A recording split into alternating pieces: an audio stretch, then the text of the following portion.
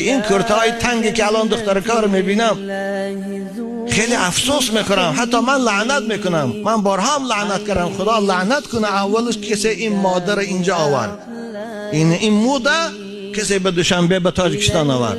خدا لعنت کند دوزنده این لباسه، خدا لعنت کند برنده این لباسه، خدا لعنت کند پوشنده این لباسه، خدا لعنت کند همون پدر و شوهر را که این لباس دخترش میپوشون خاموش میسته، چیزی نمیگوید. این لباس وظیفی سطر اجرا نمیکنه. ما کتاب داریم، ما شریعت داریم، ما قانون داریم. آخر رد المختار فصل لباس بینن، کتاب کراهت عالمگیری رو بینن، خوب با کتاب عربی زورشان نمیرسد.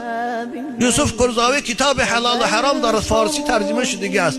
فصل لباس ببینن، لباسی زن مسلمان باید چند شرط داشته باشد. یکم شرطش که بدنش نتابد، دوم شرطش همین است که کشاد باشد، سوم شرطش همین که مانند لباسی غیر دین ها نباشد. شرط های زیادی داره. یعنی مسلمان باید قانون شریعت، مسلمان خواهر عزیز با قانون اسلام پیروی کن. مسلمان نباشی ما با تو کار نداریم. الان من صحبتم که کردم برای خواهرای مسلمان کردم، شاید اونها از روی نادانسته پوشیده شده باشن، اما وقتی که دانن و باز پوشن و من مسلمان نیستم، ما خواهر عزیز تو کار نداریم پوشیدن گیر.